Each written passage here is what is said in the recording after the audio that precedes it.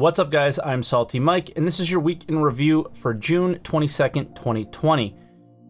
Thank you, as always, for all the support, leaving a like on the videos, leaving comments, all that stuff. It's been really beneficial. Obviously, you probably could see that the view counts on the videos continue to go up, so thank you very much, guys. I appreciate it, so keep that stuff up. But jumping right into the week in review, if you guys don't know what week in review is, it's where I combine all of the news coming from the official Star Citizen channels and bringing them into one place and inserting my kind of point of view into some of it. So we start out typically with the patch notes, but this week Evocati still has 3.10, and instead I thought that we would insert a post that they did today to this section, which is the 3.10 flight changes. So they made a post detailing all of these changes, and the one thing that I would preface this with is reading these things is very different than actually using it and seeing how it feels and how it affects the game.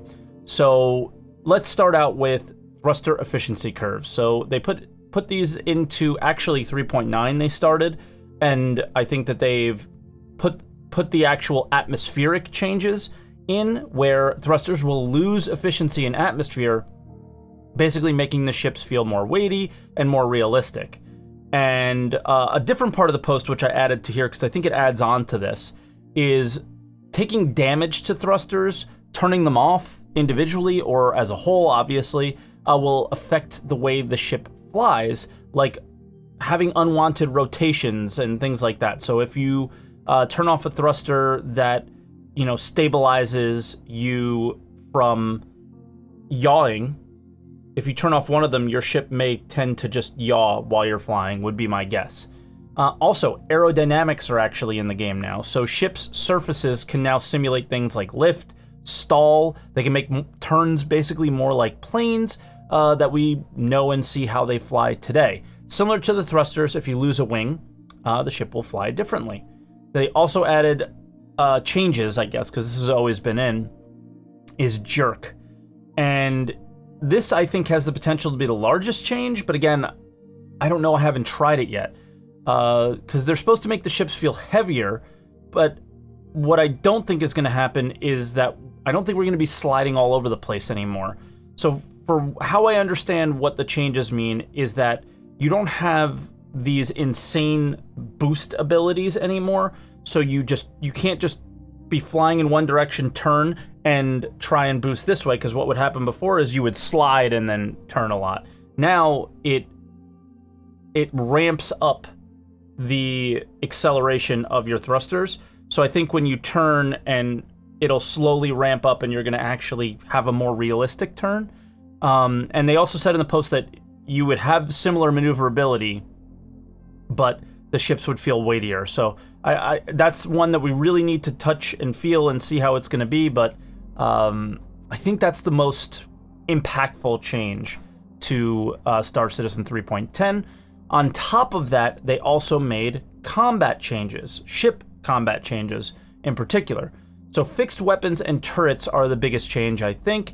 So we now have a fixed assist system, which will nudge bullets towards the target and aid players hitting with fixed weapons. But it still will reward more precise aim. This is, in how it's described, is auto-gimbaled. That's how I look at it. If we use auto-gimbals now, the more precise you are, the more of your rounds hit, and it nudges the guns towards the target. I don't really see how this is any different than that based on their description, so I don't really understand what it is. Now we just have auto gimbals on larger size weapons, so our time to kill is going to go down, would just be my guess as far as this change goes, but again, it is an uneducated guess.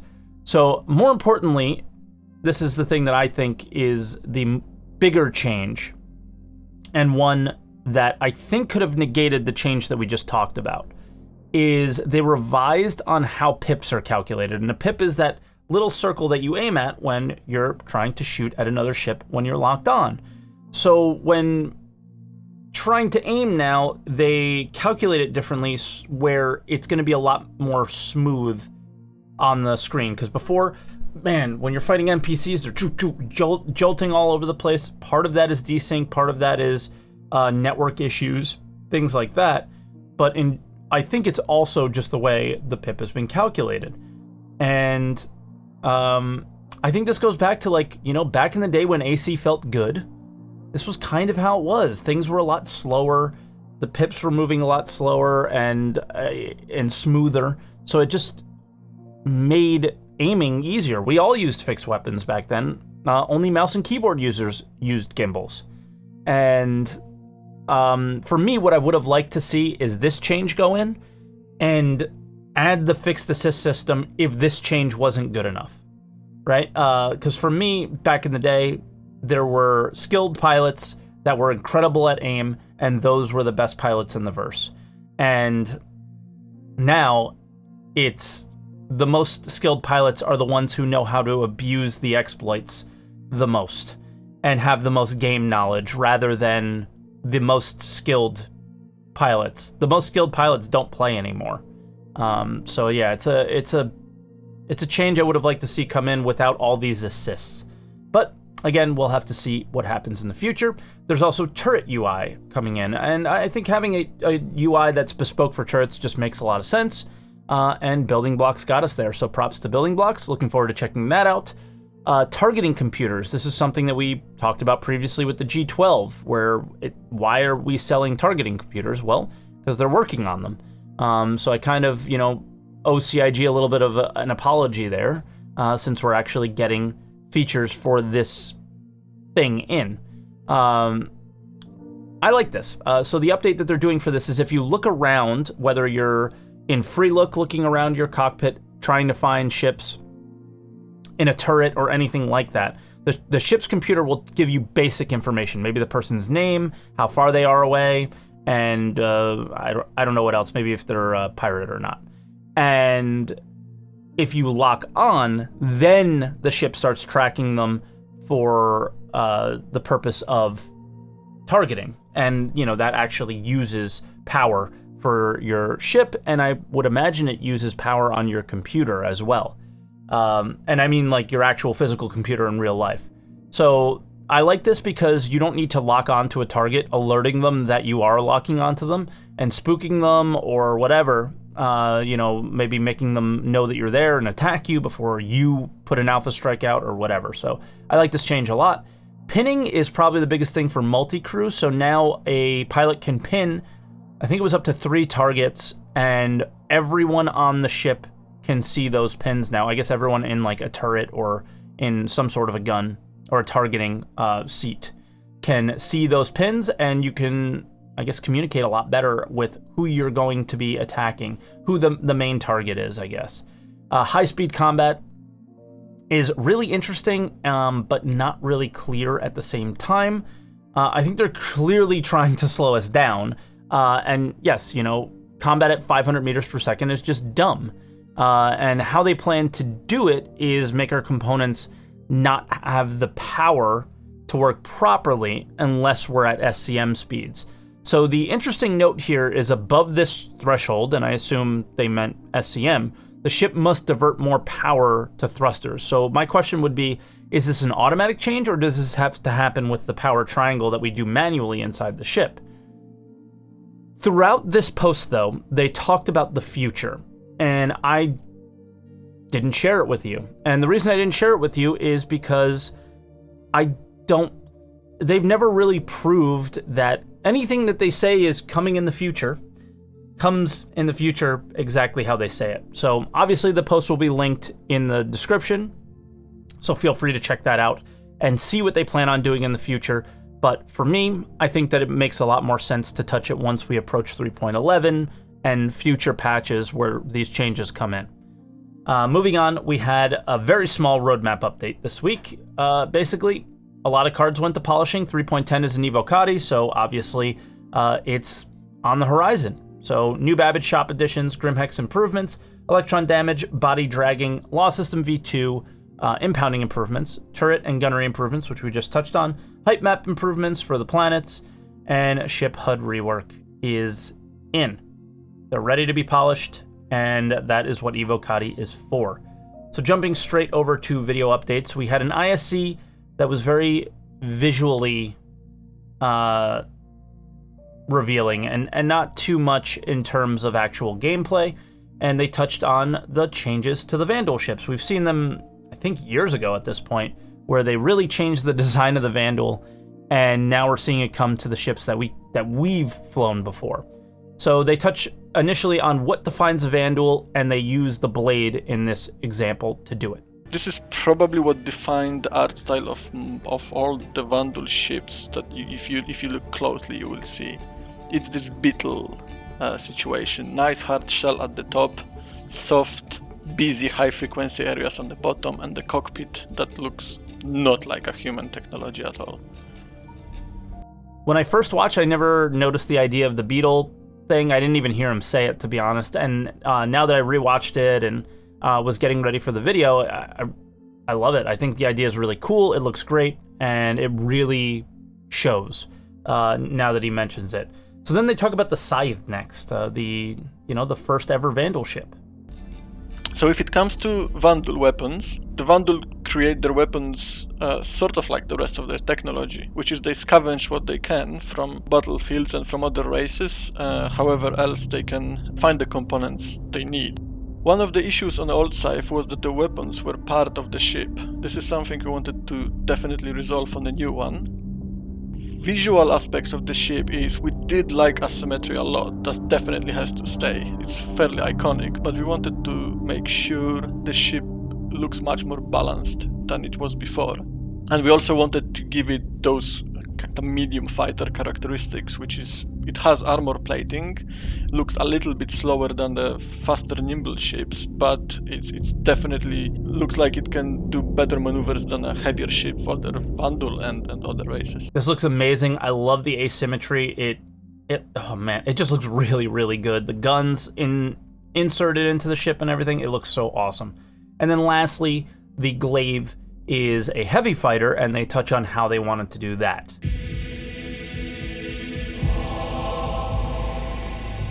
If it comes to glaive, we wanted to use this opportunity to give it a unique look, so it doesn't look like a scythe with extra wing on the other side.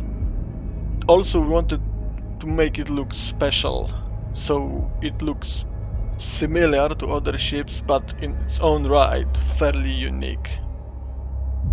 We like the bird of kind of prey, aggressive silhouette and look.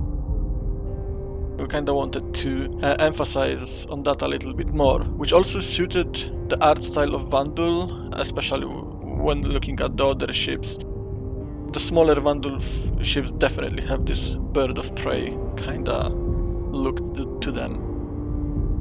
Another great look. I'm really excited to actually get these in game and start blowing them up and maybe flying them at some point in the future. They did touch in the video that we won't have these ships in our hand, but they will be in for Squadron 42, and then they will add these later. I guess there's maybe a couple things they need to do to humanize them, because these were clearly just for the Vanduul at the time if you look at the cockpits.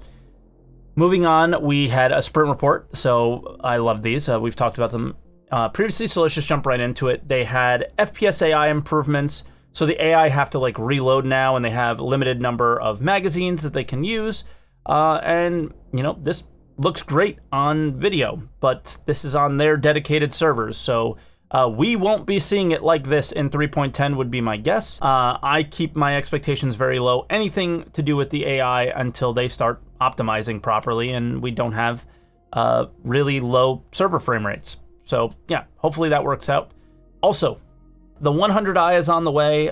We talked yesterday about possibly there might be a wipe for 310 because there's a lot of exploits, a lot of issues, and I'm really excited to see trying a new starter series out with a new starter ship like the 100i. So I'm very pumped for that. The Gladius is getting a weapons rack, and I think this is really cool because I do understand it that at some point we're not going to be flying with all this armor on and all these weapons on, as far as I understood from way back in the day.